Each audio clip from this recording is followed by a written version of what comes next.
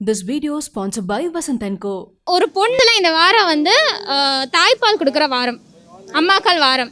So இப்போலாம் வந்து இப்போ நீங்கள் இங்கே இருக்கீங்க, பப்ளிக் பிளேஸில் திடீர்னு குழந்தை அழுது அப்படின்னா தாய்ப்பால் கொடுக்கறதுக்கு யோசிக்க வேண்டியதாக இருக்குது. ஸோ அப்போ நீங்கள் ஒரு பெண்ணாக வந்து நீங்கள் ஃபேஸ் பண்ணக்கூடிய சங்கடங்கள்லாம் என்ன பப்ளிக்கில் கொடுக்கறதுக்கு? எல்லா இடத்துலையும் நம்ம ஒரு மறைவான இடத்தையும் தேடி போகிறதுங்கிறது வந்து பாசிபிலிட்டிஸ் கிடையாது. நிச்சயமாக தாய்ப்பால்ங்கிறது ஒரு குழந்தையோட பசியை போக்கணும் அப்படின்னா அந்த நேரத்தில் தாய்மை உணர்வோடு மட்டும்தான் அதை பார்க்கணும்.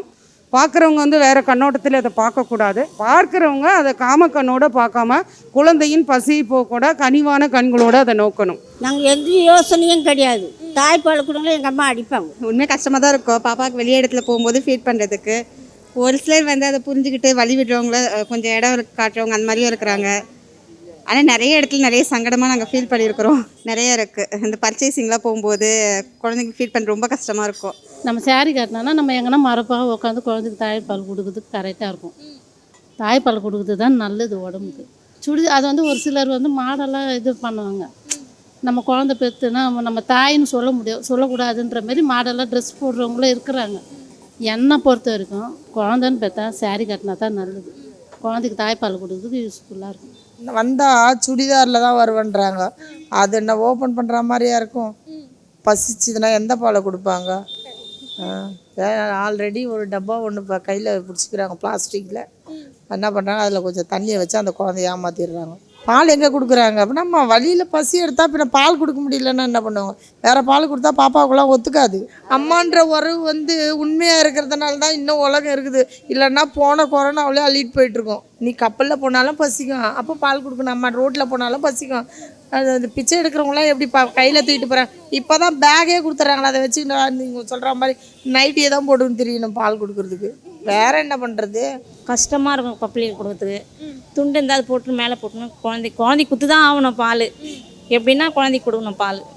ஆமாம், அது ஒரு கஷ்டமான இதுதான். ஏன்னா பப்ளிக் எப்படி பார்ப்பாங்க, மற்றவங்க எப்படி பார்ப்பாங்க, அது ஃபஸ்ட்டு வந்துட்டு எல்லாருமே அதில் தான் அவங்களுக்கு கான்சன்ட்ரேஷன் போகும்.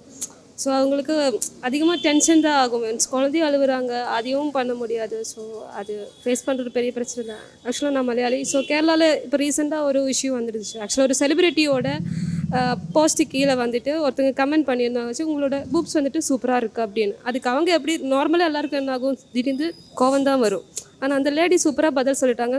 ஆஃப்கோர்ஸ் சூப்பராக தானே இருக்கணும். ஏன்னா நான் எல்லாருமே அது வந்துட்டு நீங்களும் ஒரு அம்மாவோடக்கிட்டே இருந்து ப்ரெஸ்ட் ஃபீட் பண்ணி தான் வந்தது. ஸோ எல்லா கேர்ள்ஸுமே அது பண்ணுறாங்க. ஸோ ஆஃப்கோர்ஸ் அது சூப்பராக தானே இருக்கணும் அப்படின்னு சொன்னாங்க.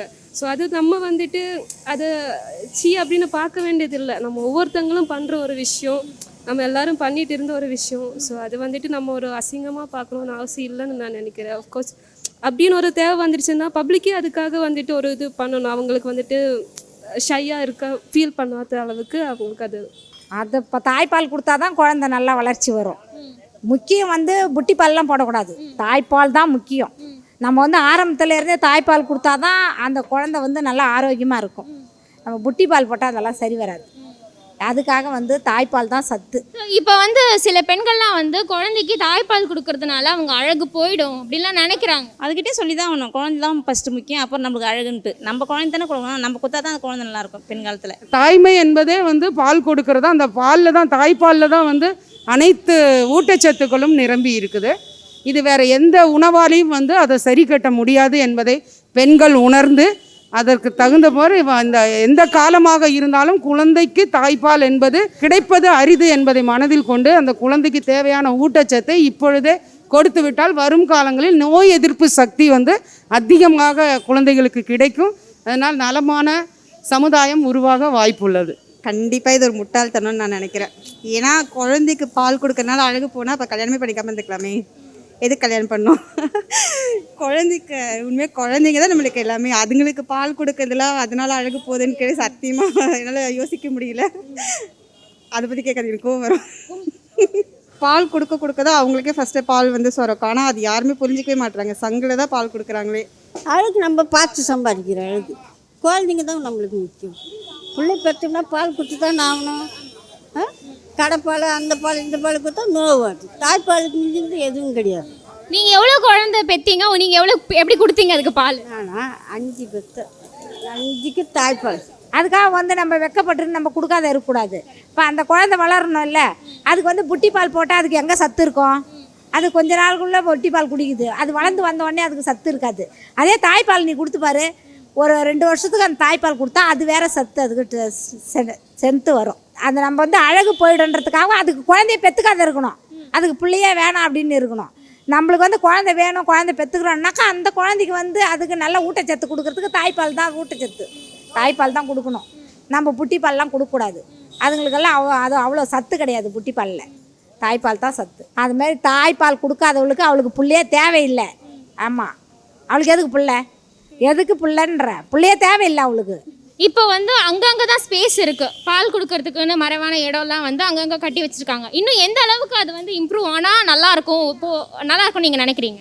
அரசாங்கம் பார்த்து இல்லைனால தொண்டு நிறுவனங்கள்லாம் இருக்காங்க, அதுக்கு தகுந்த ஒரு பில்டிங் வந்து கட்டி கொடுத்தா நல்லா தான் இருக்கும்.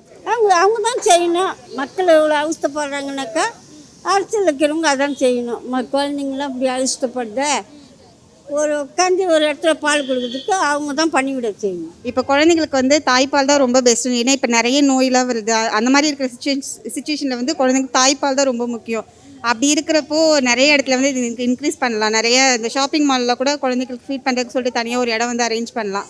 ஏன்னா இப்போ வந்து அது கண்டிப்பாக ரொம்ப ரொம்ப முக்கியம். குழந்தைங்களுக்கு தாய்ப்பால் வந்து ரொம்ப அவசியம். அதுக்காக இதை கண்டிப்பாக நிறைய இடத்துல அரேஞ்ச் பண்ணலாம். நம்மளுக்கு ஒரு இடம் மரவிடமாக இருந்தால் போதும், அங்கே உட்காந்து கூட பால் கொடுக்கலாம். சரி, நம்மலாம் எப்படி வேணாலும் கொடுக்கலாம். இப்போ வந்து வயசு பொண்ணுங்க கூச்சப்படுவாங்க.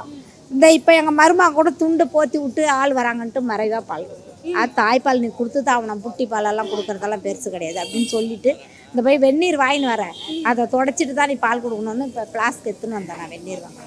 This video sponsored by Vasant & Co.